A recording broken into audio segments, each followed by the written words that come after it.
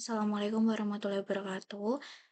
Perkenalkan, saya Anissa Rashitawati dan Mahir 1004 dari Plugi Info 12, di mana di sini saya akan memberikan tutorial mengenai analisis lipatan dengan menggunakan software DIPS. Yang pertama yang harus kita lakukan adalah memperhatikan format terlebih dahulu. Karena format masih pada deep dan deep direction, kita bisa mengubah pada project settings dan mengubah pada global orientation-nya menjadi strike right dan juga deep. Setelah itu, kita bisa memasukkan data lipatan, sayap lipatan, yaitu di 15557, 15557, dan 31866.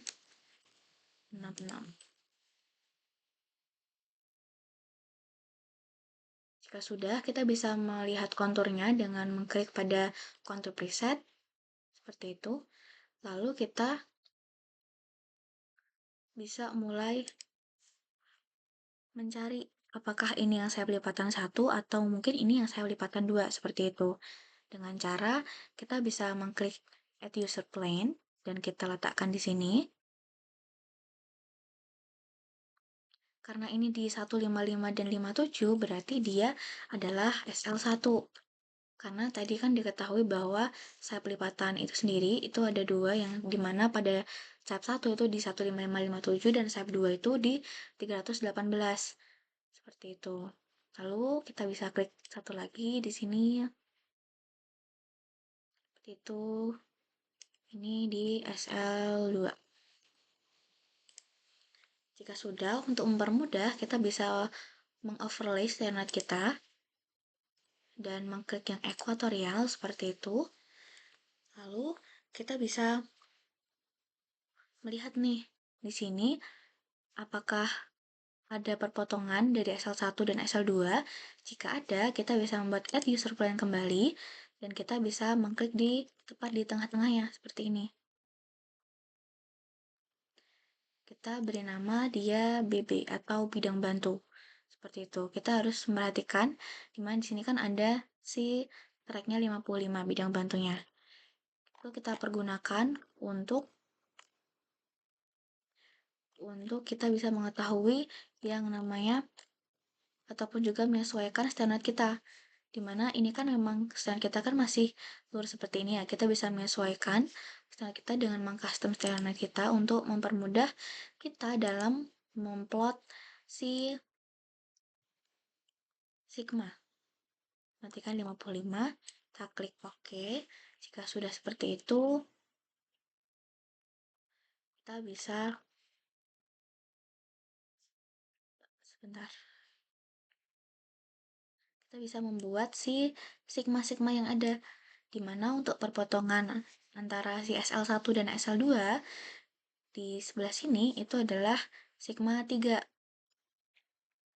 Kita bisa membuat menggunakan teks. Kita di sini ada sigma 2, sigma 3 dari 3. Lalu di perpotongan yang ada di sini itu adalah sigma 2. Dan kemudian untuk mengetahui si sigma 1, kita bisa menghitung dari sigma 3 ini sendiri itu sebesar 90 derajat. Ini ada 1, 2, 3, 4, 5, 6, 7, 8, 9, sekitar sini. Saya membuat teks kembali. Dan di sini ada si sigma 1.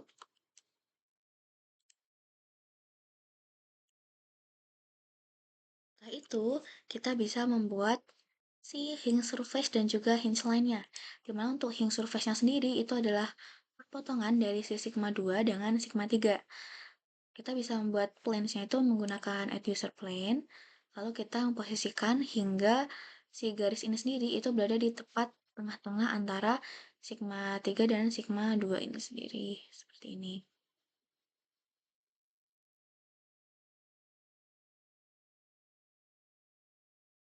Sudah, kita bisa menyebutnya hinge surface.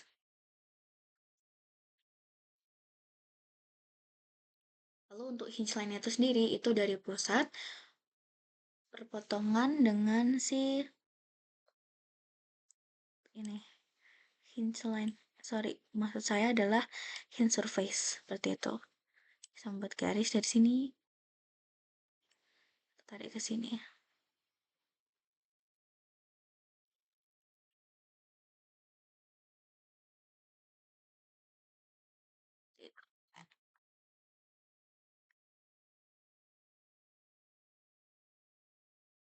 Jika sudah, kita bisa membaca data-data yang ada. Tapi mungkin untuk mempermudah kita bisa menghilangkan kontur-kontur yang ada terlebih dahulu dengan mengklik view lalu kita mengklik major planes plot.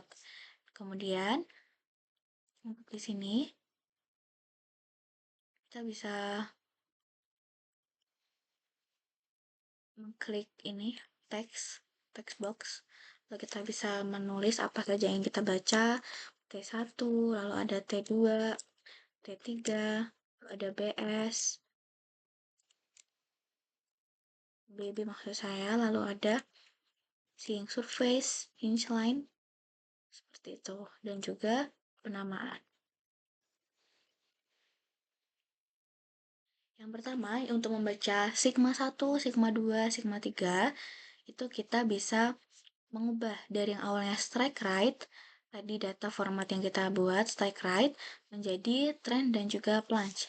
Dengan mengklik bagian pojok kanan, ubah hingga trend plunge, lalu arahkan kursor, itu kita sampai di sigma 1. Di sini kita baca 56 dan 6. Kita tulis 6, 56.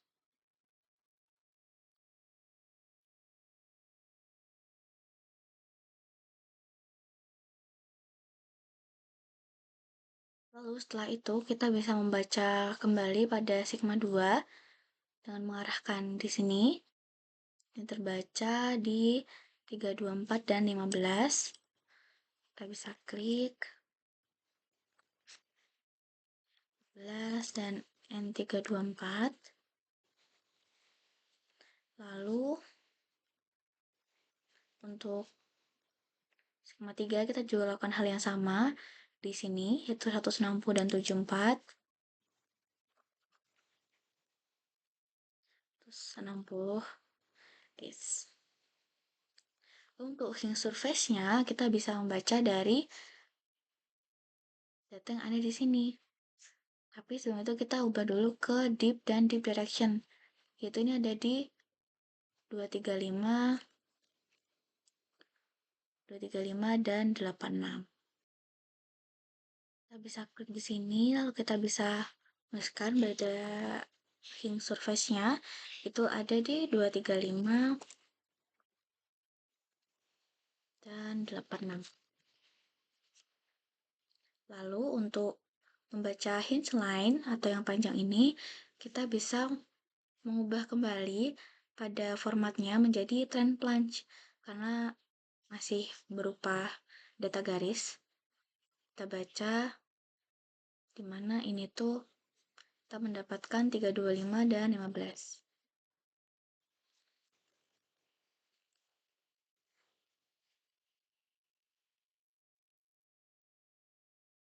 Setelah itu, untuk penamaannya, kita bisa membuka klasifikasi Fluty 1964, di mana untuk klasifikasi Fluty ini sendiri, itu berdasarkan si hinge surface dan juga si hinge line.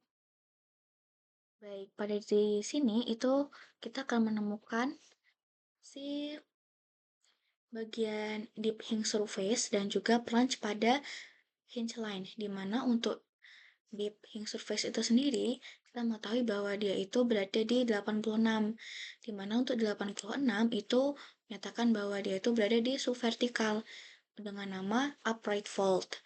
Lalu untuk plunge hinge line itu ada di 15, di mana untuk 15 itu sendiri dia itu berada di sekitar sini dengan gentle atau gently plunging.